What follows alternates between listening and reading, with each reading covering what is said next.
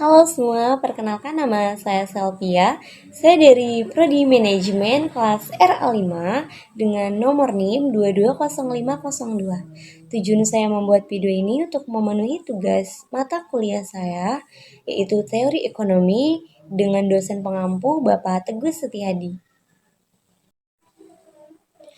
Oke, baik. Di sini saya akan menjelaskan materi yang pertama, yaitu secara umum atau bisa dibilang bahwa ekonomi adalah sebuah bidang kajian tentang pengurusan sumber daya atau pabrik individu, masyarakat, dan negara untuk meningkatkan sumber daya yang ada melalui pilihan-pilihan kegiatan produksi, konsumsi, atau distribusi. Karena ekonomi merupakan ilmu tentang perilaku dan tindakan manusia untuk memenuhi kebutuhan hidupnya yang bervariasi dan berkembang dengan zaman.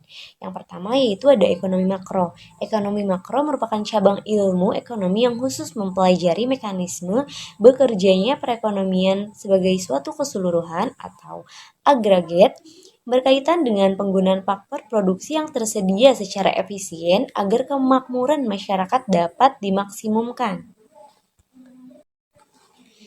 Yang kedua yaitu ada metode induktif. Metode induktif adalah metode di mana suatu keputusan dilakukan dengan mengumpulkan semua informasi yang ada dalam realitas kehidupan.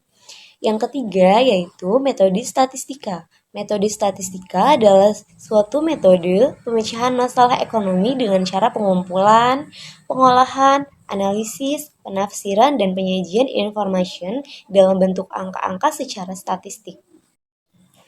Materi yang kedua yaitu perkembangan ekonomi merujuk pada proses pertumbuhan, perubahan, dan evaluasi dalam suatu sistem ekonomi yang ada di suatu negara atau wilayah. Ada beberapa sektor dan faktor pendukungnya. Yang pertama yaitu tokoh ekonomi dunia yaitu Adam Smith dalam teori ekonomi klasik dengan karyanya yaitu The Richest of Countries 1776. Yang kedua ada teori historis atau faktor-faktor penyebab terjadinya isu global, faktor perubahan iklim, faktor kurangnya SDA atau sumber daya alam, faktor ekonomi, faktor konflik, faktor politik dan militer, faktor pertentangan wilayah, dan faktor perbedaan budaya dan agama. Materi yang ketiga yaitu menurut Daniel 2002, permintaan atau demand adalah jumlah barang yang diminta oleh konsumen pada suatu pasar. Fungsi permintaan dan fungsi penawaran adalah fungsi yang menunjukkan hubungan antara jumlah barang atau jasa yang diminta oleh konsumen dan harga barang atau jasa. Fungsi permintaan juga menunjukkan hubungan antara jumlah barang yang dipesan dan faktor-faktor yang mempengaruhinya. Fungsi permintaan mengikuti hukum permintaan, bahwa jika harga suatu barang meningkat, permintaan untuk barang tersebut juga menurun dan sebaliknya. Jenis-jenis permintaan dapat dibedakan menjadi beberapa jenis antara permintaan lain berdasarkan daya beli dan jumlah subjek pendukung. Permintaan efektif adalah jumlah produk atau jasa yang tersedia untuk dijual pada harga tertentu dalam suatu pasar. Materi yang keempat yaitu pengertian perilaku konsumen. Perilaku konsumen merupakan proses yang akan dilalui oleh seseorang dalam melakukan kegiatan seperti mencari, membeli, menyediakan untuk memenuhi kebutuhannya. Perilaku konsumen dapat didefinisikan sebagai proses menghasilkan, memperoleh, menggunakan, atau dapat mempergunakan barang-barang dan jasa. Macam-macam teori perilaku konsumen, yang pertama yaitu teori antropologis. Teori perilaku konsumen dibedakan menjadi dua pendekatan. Pendekatan nilai guna atau ordinal, the Chapman, jenis perilaku konsumen menurut para ahli, Peter dan Olson 2010, terdapat dua jenis perilaku konsumen, yaitu perilaku konsumen yang bersifat rasional dan perilaku konsumen yang bersifat irasional. Materi yang kelima yaitu pengertian biaya dan pemasukan menurut Suprayitno 2008. Biaya adalah pola perubahan biaya dalam kaitannya dengan perubahan volume kegiatan atau aktivitas perusahaan, misalnya volume produktivitas dan volume penjualan. Biaya dapat digolongkan atas biaya variabel. Biaya variabel adalah biaya-biaya yang selalu berubah secara proporsional atau sebanding dengan perubahan volume kegiatan perusahaan. Biaya tetap adalah biaya yang di dalam kapasitas tertentu. Totalnya tetap meskipun volume kegiatan perusahaan berubah-berubah. Lalu biaya semi variabel adalah biaya-biaya yang totalnya selalu berubah tetapi tidak proporsional dengan perubahan. Penerima adalah terjemahan dari revenue, yaitu suatu konsep yang menghubungkan antara jumlah barang yang diproduksi dengan harga jual per unit. Materi yang keenam yaitu teori produksi adalah kegiatan untuk menghasilkan suatu barang atau jasa.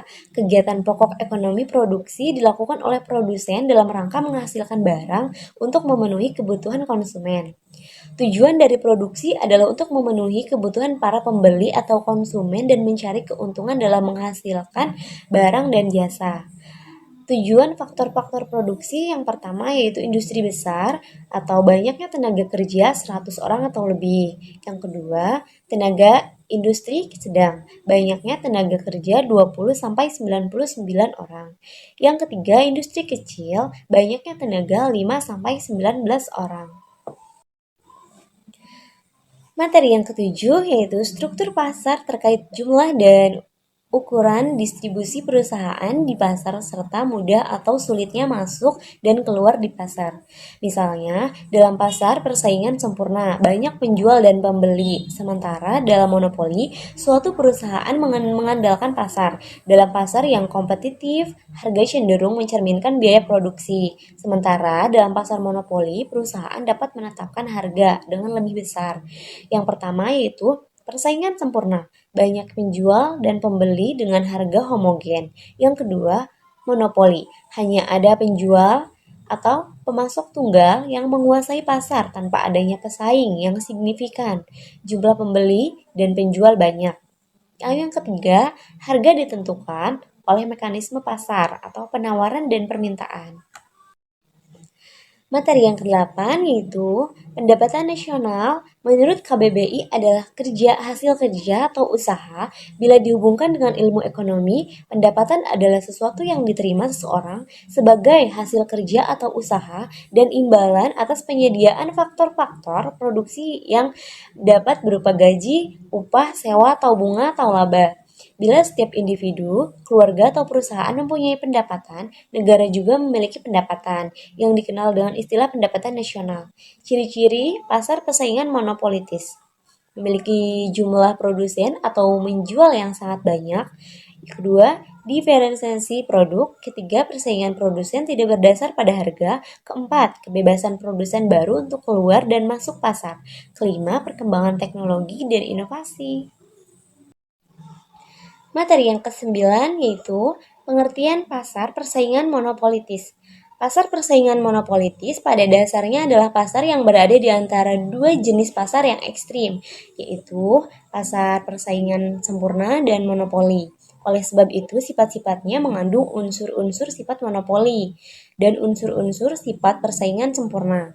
Pasar persaingan monopolitis dapat didefinisikan sebagai suatu pasar di mana terdapat banyak produsen yang menghasilkan barang yang berbeda corak atau different product. Faktor-faktor penyebab pasar monopolistik. Yang pertama, ketidakpuasan terhadap pasar sempurna dan monopoli. Yang kedua, sumber daya alam yang sangat amat melimpah ruah. Yang ketiga, produk diferensial dikarenakan produk diferensial yang tidak terlalu tinggi membuat setiap produsen lebih mudah dalam persaingan non-harga. Materi yang ke-10 yaitu pasar bebas dan kebijakan pemerintah. Pasar bebas adalah perdagangan yang fokus pada penjualan berdasarkan mekanisme penawaran dan permintaan tanpa melibatkan campur tangan pemerintah. Pasar bebas adalah sistem ekonomi yang didasarkan pada penawaran dan permintaan dengan sedikit atau tanpa kendali pemerintah. Kebijakan pemerintah dalam pasar bebas. Pemerintah dapat berperan dalam pasar bebas dengan menerapkan beberapa kebijakan. Dampak positif dan negatif dari kebijakan pemerintah dalam pasar bebas yaitu dapat meningkatkan efisien produksi, dapat melindungi industri dalam negeri, dapat meningkatkan kesejahteraan konsumen. Dampak negatifnya yaitu dapat mengurangi persaingan. Materi yang ke-11 yaitu fungsi kebijakan fiskal. Fungsi alokasi. Dengan fungsi alokasi ini, kebijakan fiskal sangat berperan aktif dalam mengalokasikan dan mengatur faktor-faktor produksi yang sudah ada di masyarakat secara lebih terinci, detail, dan maksimal pada waktu. Alokasi barang-barang produksi tersebut berjalan dengan baik dan juga tepat. Maka dari itu, kebutuhan-kebutuhan masyarakat juga akan terpenuhi dengan berjalan dengan baik. Tujuan utama kebijakan fiskal adalah bertanggung jawab atas warga negaranya. Jika tujuan kebijakan fiskal ini berjalan dengan baik, maka kemungkinan besar negara-negara yang sebelumnya negara berkembang akan menjadi maju. Definisi kebijakan moneter. Kebijakan moneter merupakan kebijakan dalam upaya mengendalikan perekonomian negara secara makro untuk mencapai perekonomian yang lebih baik dengan cara mengatur jumlah uang yang beredar dan untuk mencapai tujuan. Materi yang terakhir yaitu definisi ekonomi terbuka adalah jenis perekonomian yang berinteraksi dengan dunia luar melalui perdagangan internasional, pergerakan modal, transfer informasi dan pengetahuan teknis, dan imigrasi tenaga kerja. Perekonomian terbuka adalah perekonomian yang melibatkan diri dalam perdagangan internasional, ekspor atau impor, barang dan jasa, serta modal dengan negara-negara lain, pengaruh harga dan inflasi. Tujuan ekonomi terbuka. Tujuan ekonomi merujuk pada tujuan-tujuan ekonomi suatu negara yang terkait dengan interaksi dan interaksi ekonominya dengan negara-negara lain di dunia. Mungkin hanya itu yang dapat saya rangkum, selebihnya mohon maaf dan terima kasih. Bye-bye.